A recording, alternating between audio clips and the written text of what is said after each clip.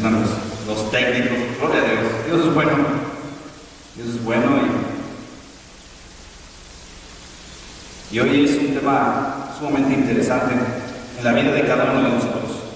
Pero antes de dar inicio, déjame darte la bienvenida. Henry, una vez más, bienvenido hasta acá, hasta California, aquí en la ciudad de Santa Paula. Gracias por estar. Vamos a dar un aplauso a nuestro hermano. Nuestra hermana Karina también nos está visitando con su familia. Hermano Manuel, nuestra hermana Alma también. Bienvenida. Gracias, hermana Alma. Gracias una vez más a cada uno de ustedes por su apoyo, sus oraciones y obviamente gracias por sus oraciones. Sigan orando por este lugar, por mí, por la gente que llega, por la iglesia en Oxnard.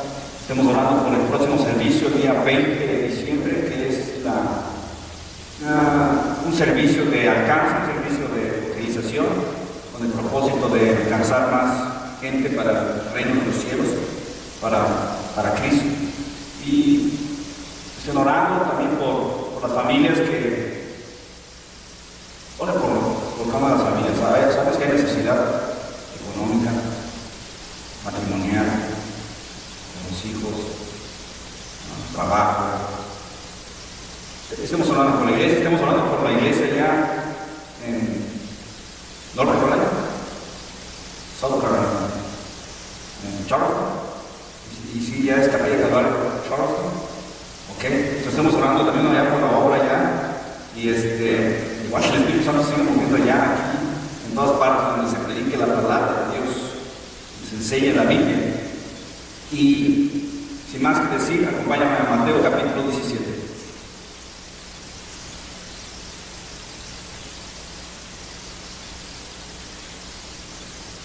El título del mensaje, como puedes observar, es La fe que mueve montañas. Y vamos a estar estudiando Mateo capítulo 17, del verso 14 al verso 21. Y si luego terminaremos el capítulo. Aunque me gustaría tomar la siguiente parte, algo más, con más profundidad, pero lo que diga el Espíritu Santo en esta noche. Acompáñame y vamos a leerlo juntos. Mateo capítulo 17, verso 14 dice: cuando llegaron, el gentío vino a él un hombre que se arrodilló delante de él, diciendo: Señor, ten misericordia de mi hijo, que es lunático y padece muchísimo, porque muchas veces cae en el fuego y muchas en el agua, y lo he traído a tus discípulos, pero no le han podido sanar. Respondiendo Jesús dijo: oh generación incrédula y perversa, ¿hasta cuándo he de estar con vosotros? ¿Hasta cuándo os he de soportar? Traédmelo acá. Y reprendió Jesús al demonio, el cual salió del muchacho, y éste quedó sano desde aquella hora. Viendo entonces los discípulos a Jesús aparte, dijeron: ¿por qué nosotros no pudimos echarlo fuera? Jesús les dijo: por vuestra poca fe. Porque de cierto os digo que si tuvieras fe como un grano de mostaza, dirías a este monte: pásate de aquí allá, y se pasará, y nada os será imposible. Pero este género no sale sin oración y ayuno. Vamos a orar. Padre, gracias una vez más. Gracias por esta bella noche. Te damos gracias por este lugar. Te damos gracias por la vida, la salud. Te damos gracias, Señor, porque nos has bendecido.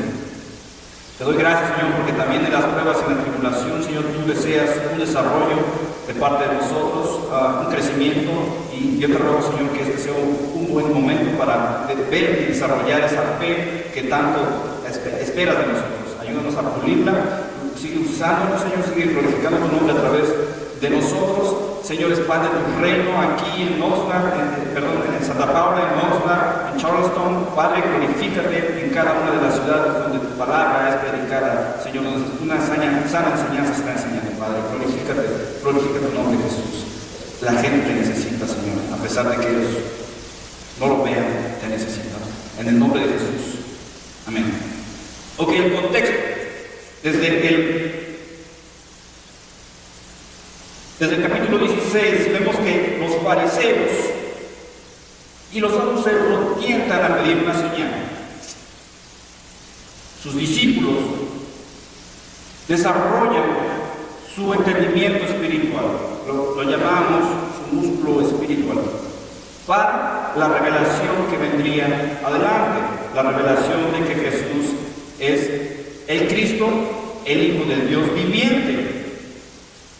Con esa declaración que ha hecho de parte de los apóstoles, ahora Jesús les revela su muerte y su resurrección.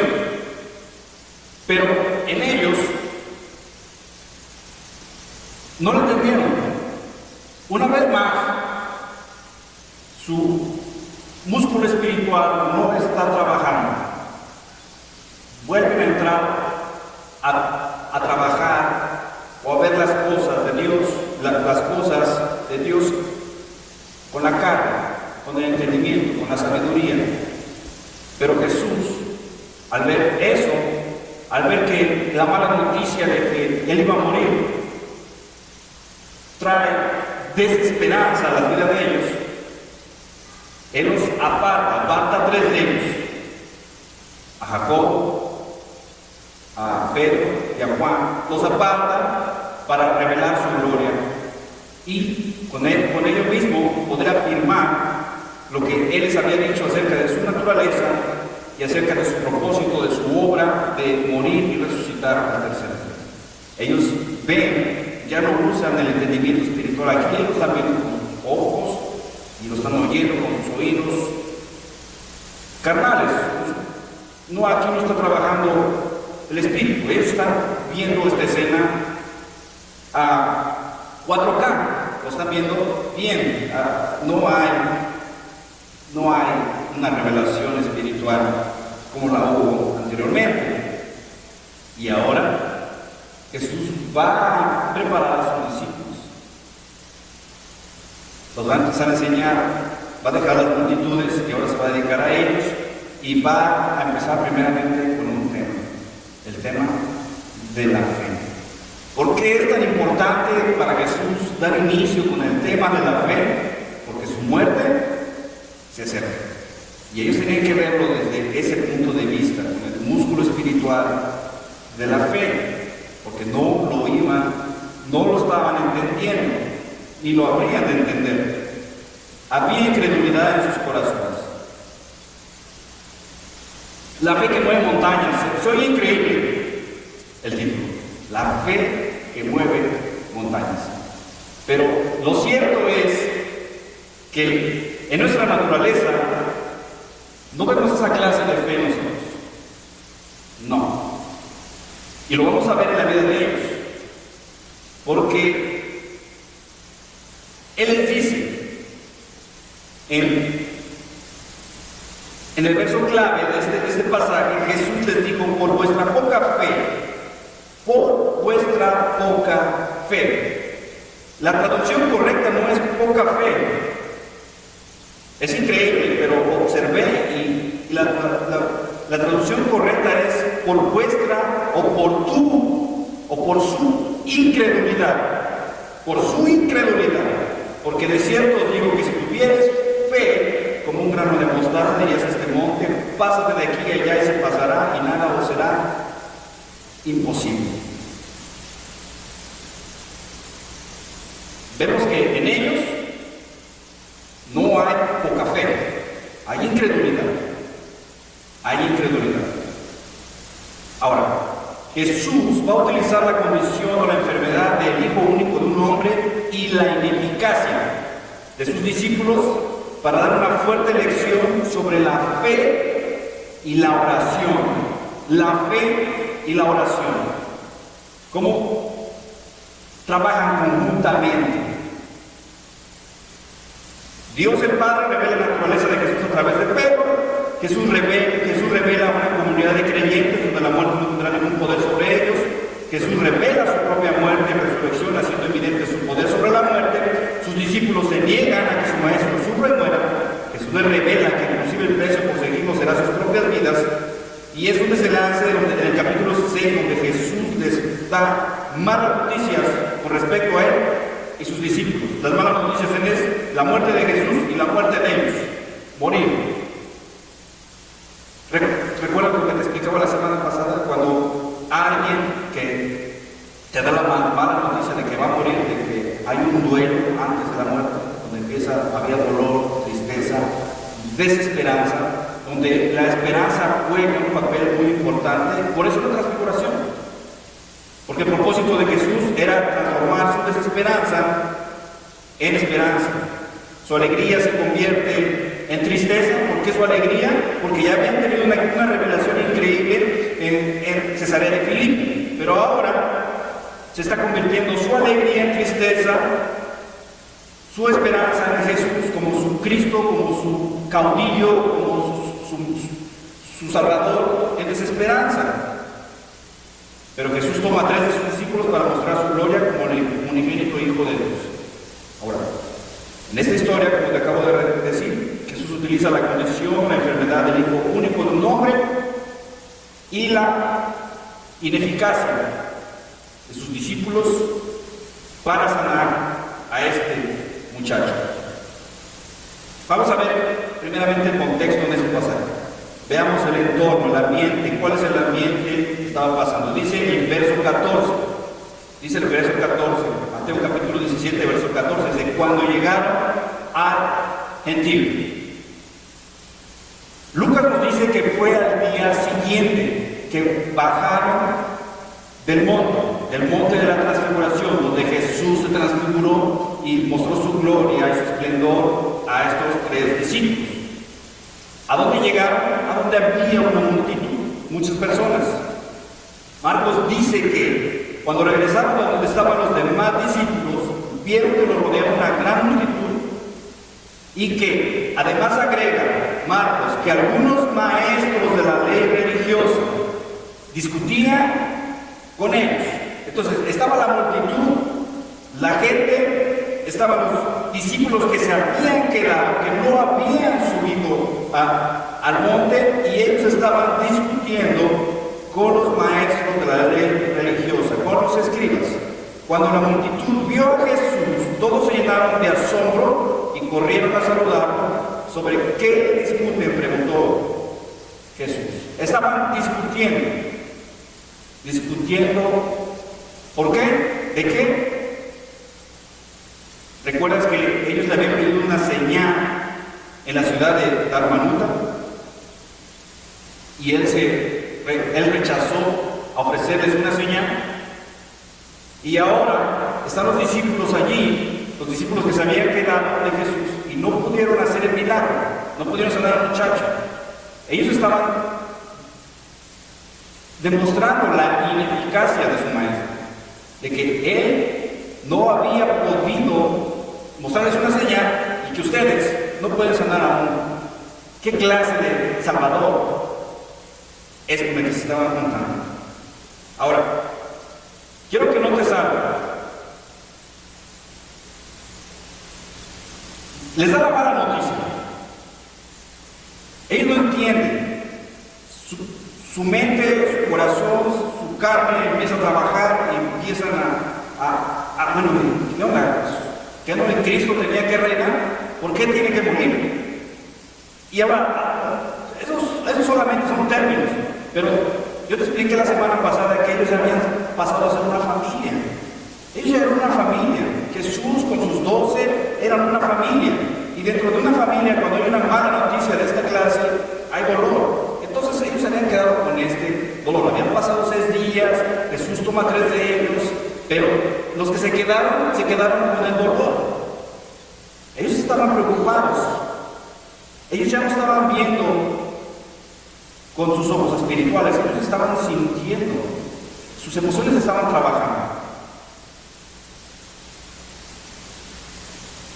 Dice: cuando llegaron al gentío, vino a él un hombre que se arrodilló delante de él, diciendo: Señor, ten misericordia. Vemos entonces que se acerca un hombre.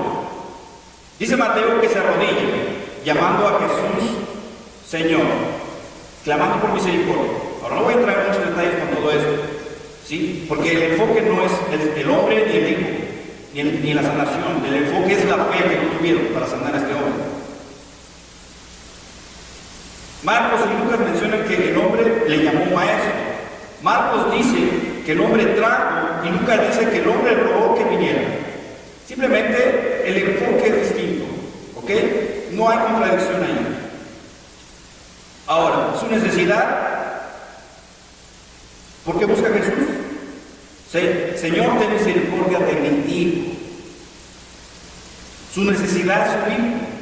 Lucas dice que el hombre le dijo a Jesús que es el único hijo que tengo. Entonces, este hombre viene buscando a Jesús para que Jesús le sane. No se encuentra Jesús, se encuentra con sus discípulos. La condición del muchacho es, verso 15, Señor, ten misericordia de mi hijo, que es lunático y padece muchísimo, porque muchas veces cae en el fuego y muchas en el agua. Mateo lo describe como un lunático. ¿Sí entiendes esa palabra? Lunático. ¿Okay? Marcos lo describe como poseído por un espíritu inmundo y Lucas, por otra parte, tan solo lo describe como alguien que tiene un espíritu. Pero lunático viene de una palabra donde ellos pensaban de que las fases de la luna, el crecimiento de la luna, esa es chiquita, parece plátano, luna llena, traía efectos. Como mi hija, la gente decía que si, ¿conoces el problema de mi hija? ¿Sí? Muchos conocen el problema de mi hija, ¿la leporino? Bueno, no sabes, ahora ya lo sabes. Tenía la leporino, la gente decía que si era por causa de la luna. Entonces, todavía se creen esas cosas, después de 2000 años. En ese tiempo, se creía que había un efecto por la luna sobre las embarazadas y llegaban esos problemas de locura mental, que en este caso la palabra lunático, de esa palabra lunático viene efectivamente de luna, Entonces, Mateo nos da el nombre de la enfermedad, es un hombre lunático, perdón, un muchacho lunático, y Marcos nos da más detalles, no de la enfermedad, sino nos da los síntomas de que este muchacho presentaba. Pero Jesús reconoce que es un demonio quien lo poseía. Los judíos en ese tiempo efectivamente creían que la causa de que la gente estuviera lunática o tenía enfermedades mentales o epilepsia era causa de un espíritu inmundo. Ellos creían eso. Y efectivamente el espíritu inmundo entraba en la persona, decían, y afectaba la mente y afectaba los movimientos. Y es sorprendente ver que este muchacho no tenía control alguno y no le permitía ver el peligro que había en él. Entonces tenemos aquí a un hombre, a un muchacho enfermo, y hemos visto en todos estos capítulos cuántas sanaciones lo hizo Jesús a cabo, llevó Jesús a cabo. Pero, como te he dicho, el enfoque no está aquí, el enfoque está en los discípulos. Ahora, veamos la ineficacia de los discípulos. Y dice este hombre, y lo he traído a tus discípulos, pero no le han podido sanar. No le han podido sanar. Y en Jesús hay una frustración. En Jesús hay una frustración. Respondiendo Jesús dijo, verso 17, oh generación incrédula y perversa, ¿hasta cuándo he de estar con vosotros? ¿Hasta cuándo os he de soportar? Traedme. Es visible la frustración de Jesús. ¿Por qué? Por la ineficacia de sus discípulos. ¿Por qué por su ineficacia? Porque ellos ya tenían el poder para hacerlo. Ellos ya podían trabajar eficazmente para sanar a este muchacho. En Mateo capítulo 10, verso 1 dice, llamando a sus 2 discípulos les dio autoridad sobre los espíritus inmundos para que los echasen fuera y para sanar toda enfermedad y toda dolencia. Jesús ya les había dado ese poder para sanar a este muchacho. Pero vemos entrar a Jesús en acción. Vemos que él tiene frustración, pero él la lleva a cabo la sanación. Y reprendió Jesús al demonio, el cual salió del muchacho, y este quedó sano desde aquella hora. Bueno, si algo podemos notar aquí es de que Jesús no vence a los demonios o las enfermedades o la incredulidad por medio de conjuros, como piensan algunas personas, no, sino tan solo con el poder de su palabra. Dice aquí que lo reprendió con su boca, con el poder de su boca. Y obviamente el muchacho fue sanado. La cuestión fue, en el verso 19, vinieron entonces los discípulos a Jesús, aparte dijeron, ¿por qué nosotros no pudimos echarlo fuera? Y vemos la enseñanza en esta sección. Verso 20 dice, Jesús les dijo, por vuestra poca fe, porque de cierto os digo que si tuvieres fe como un grano de mostaza, dirías a este monte, pásate de aquí a allá y se pasará, y nada os será imposible. Pero este género no sale sino con oración y ayuda. Observamos la condición con la enfermedad del hijo único de un hombre, y ahora vemos la ineficacia de los discípulos. Ahora veamos la lección, lo que quiere enseñar Jesús aquí. Él está usando su ineficacia, su impotencia, su incapacidad para enseñar algo sobre la fe y la oración. Ahora, ve conmigo Hebreos capítulo 11. Hebreos capítulo 11. Y estos tipos de versos te los vas a encontrar por toda la vida. Especialmente en el Antiguo Testamento. Bueno, pues sí, de ahí viene este capítulo. Hebreos capítulo 11.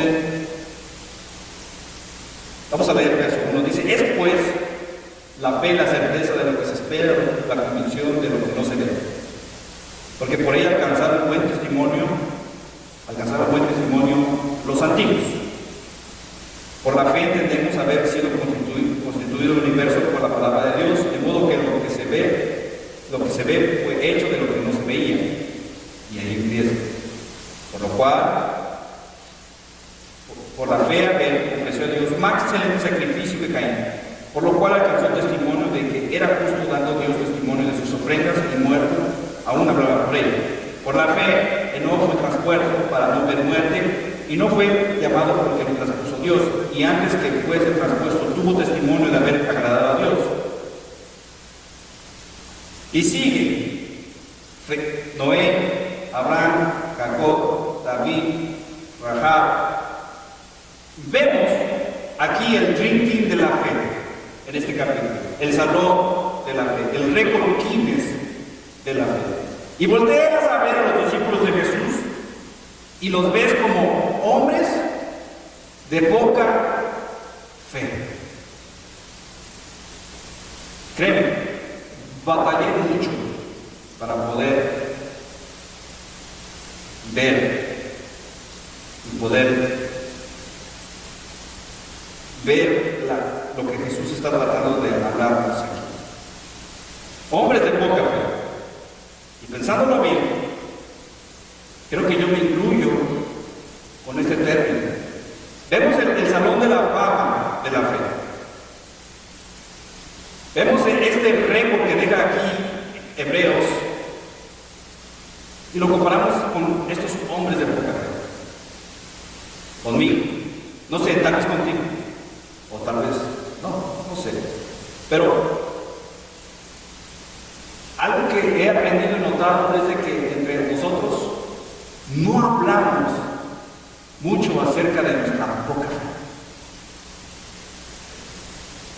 Somos como muy cautelosos al querer mostrar esa parte de nosotros donde vivimos con poca fe.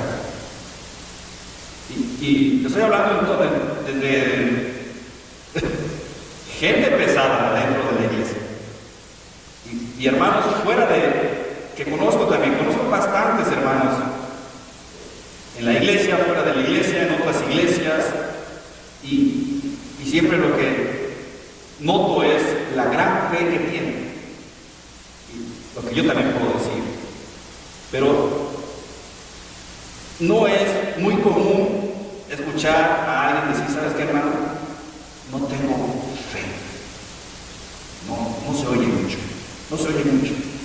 Yo soy sincero, pensándolo bien, a muy pocas personas les he comenzado a decirles, Inclusive a mi esposa, que es quien más me conoce, decirle que no tengo fe. En el contexto vemos que Jesús se había negado a la demostración de una señal en el cielo. Y ahora sus discípulos habían fallado. Había un aparente triunfo de los escribas y los fariseos, ¿verdad? Porque dice Mateo capítulo 6, verso 30, dice: y si la hierba del campo que hoy es y mañana se echa en el horno, Dios los viste así, ¿no hará mucho más a vosotros, hombres de poca fe? Esa es la primera vez que les llama así. La segunda vez es en el capítulo 8, verso 26. Él les dijo: ¿por qué teméis, hombres de poca fe? Entonces levantándose reprendió a los vientos y al mar, y se hizo grande bonanza. Después les dice en el Mateo capítulo 14, verso 31, al momento Jesús extendió la mano, asió de él y le dijo a Pedro: hombre de poca fe, ¿por qué dudaste? Y la última vez que les llama así es en Mateo capítulo 16, verso 8, dice, le digo, la última vez hasta aquí, ¿verdad? Porque más adelante les vuelve a llamar igual. Mateo capítulo 16, verso 8, dice, y entendiéndolo, Jesús les dijo: ¿por qué pensáis dentro de vosotros, hombres de poca fe, que no tenéis pan?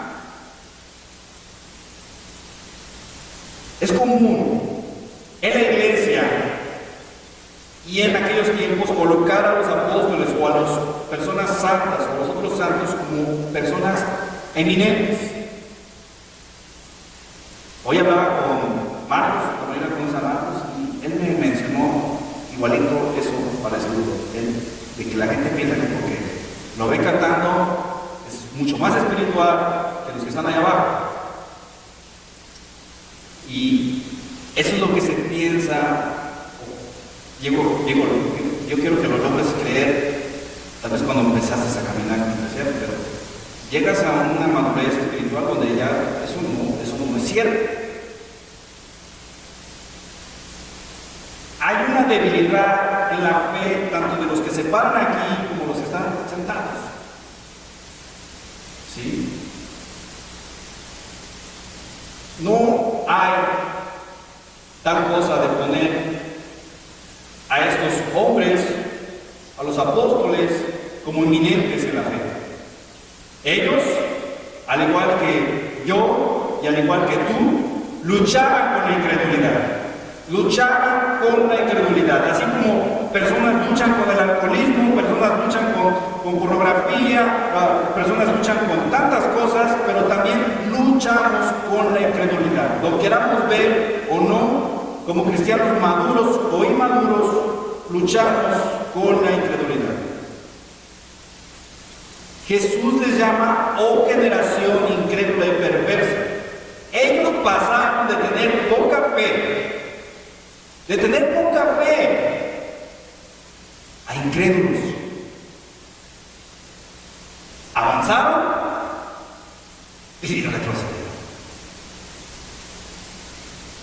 Empezó a dar vueltas mi cabeza y sí, es cierto. Conozco más de la Biblia, he leído muchos libros, pero no puedo evitar que yo vaya para atrás.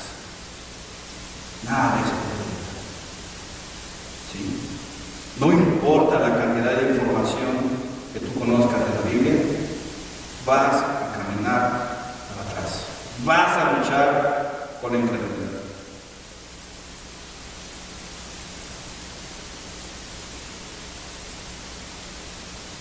Una vez plantada la fe en el corazón,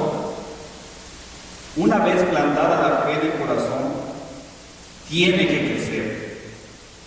La fe es algo que crece. Como te dije, yo batallé, pero tuve que ir y ver a otro maestro, ver sus notas, leerlas, y cada una de las cosas que él decía me iban tocando a mí.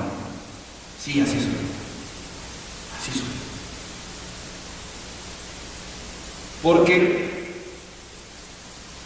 la fe es algo que crece como todos estamos creciendo. Estamos madurando. Y la fe no es algo que se quede ahí y no crezca. La fe tiene que crecer. El padre del muchacho dijo a Jesús en Marcos, aunque no lo menciona Mateo, Marcos dice, creo, ayuda en mi incredulidad. Y sus discípulos un día también le dijeron, no lo encontramos en Mateo, pero lo encontramos en Lucas, capítulo 17, verso 5, dice, aumentanos la fe.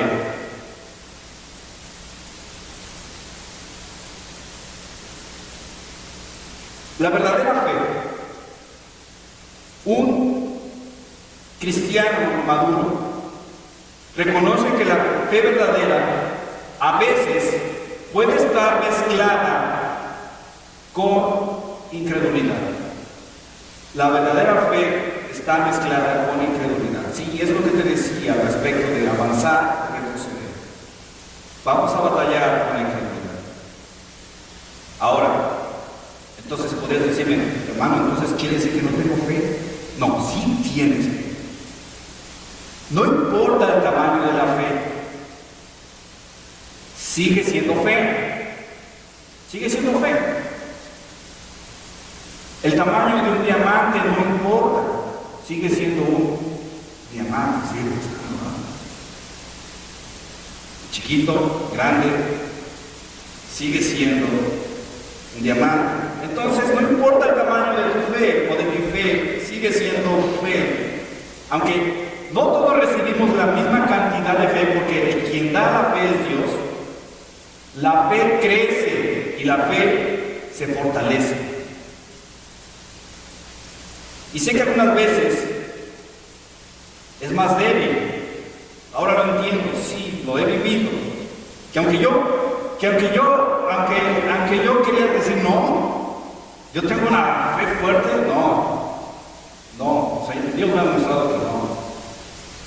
Dios me lo ha mostrado. Y es increíble porque yo estoy tocando este tema y cosas están pasando en mi vida.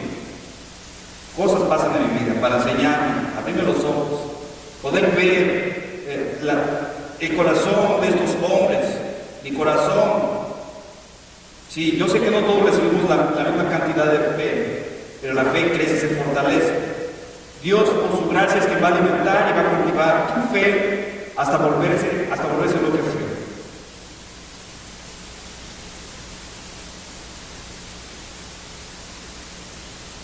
¿Has oído hablar de los mártires que vivieron en el tiempo de Roma, donde eran llevados al Coliseo y eran echados a los leones? Bueno, si yo me comparara con uno de ellos en su manera de entrar y enfrentar la muerte con himnos, orando, dándole gracias a Dios, yo me compararía que yo ni siquiera aquí todos juntos, sumando la fe que tenemos cada uno, pues alcanzaríamos la fe de alguno de ellos. Pero, si le preguntáramos, si pudiéramos saber qué te hubiera dicho, estoy seguro que cuando yo empecé con mi fe no era tan grande como ahora. No, Dios tiene que trabajar con nosotros. Por su gracia va a trabajar con nuestra fe para que esa fe crezca. Es difícil, pero es difícil. Tomar tu cruz y seguir a Jesús no es fácil. No es fácil, no es una decisión que se toma por fe, pero créeme, es la mejor decisión que hubieses podido tomar. Es la mejor. No hay nada mejor fuera de Jesús. Hermano, hermana, yo estoy consciente de que en algunos de ustedes su fe ha crecido. Su fe ha crecido. Yo he sido testigo de cómo su fe está creciendo. Pero también he sido testigo de muchos de que su fe se ha ido haciendo para atrás. Pero créeme, su fe está creciendo. Tal vez tú no lo ves, tal vez tú no lo notas, pero yo sí lo noto. Que en ti está creciendo la fe. La fe crece en intensidad y en alcance. La incredulidad es pecado. La incredulidad es pecado. Pero la fe verdadera es consciente de la incredulidad. Una persona que tiene una fe verdadera está consciente de que está luchando con la incredulidad. Y eso de que tú sepas de que la incredulidad es pecado y que estás luchando con la incredulidad, te va a llevar a que tú desees crecer en tu fe.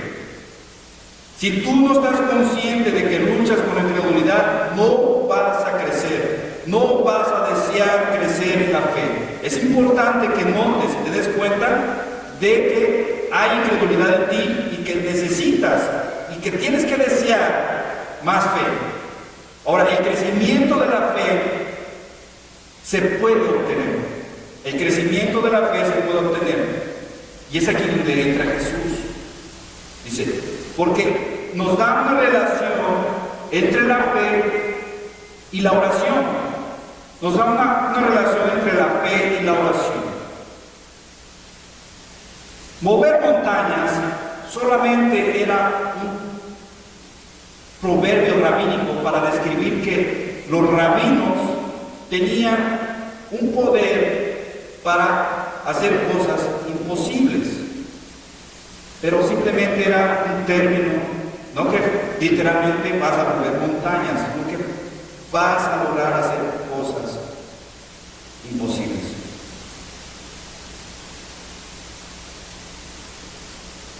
La relación es entre la fe, el crecimiento de la fe. Porque cuando está hablando de que tu fe, porque de cierto os digo que si tuvieras fe como un grano de mostaza, si regresamos a las parábolas, en el capítulo 13, vemos que la misma semilla de mostaza crece.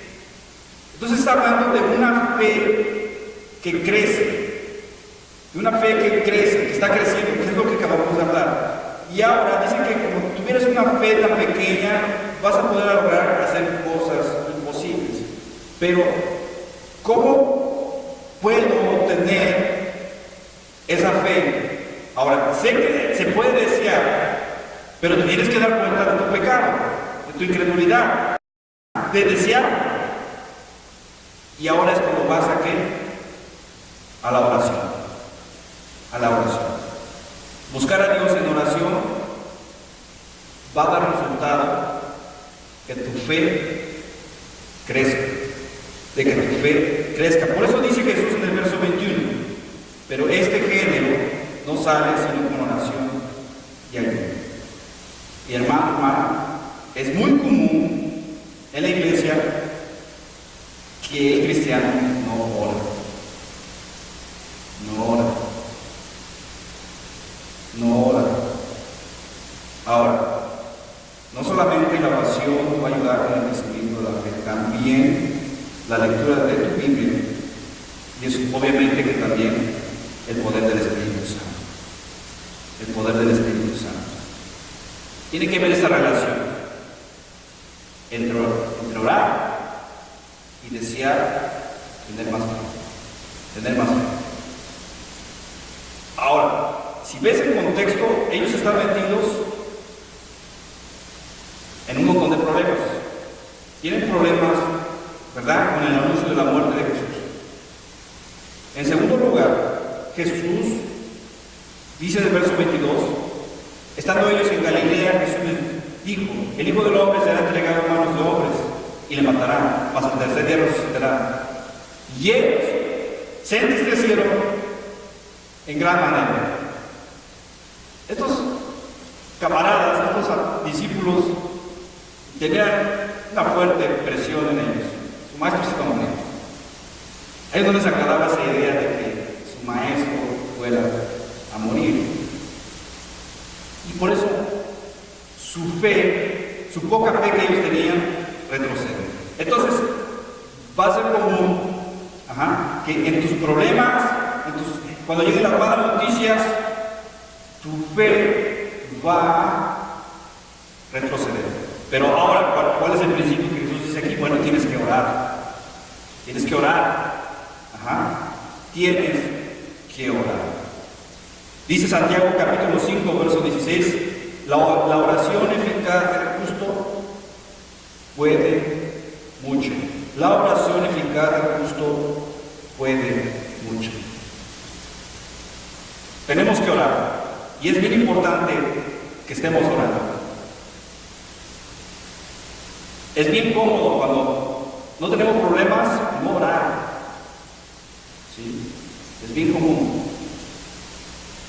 Y es más cuando tenemos un montón de problemas que estamos orando. Pero el deseo de Dios es de que no nada más ores cuando tengas problemas, sino que tengas esa relación con Dios.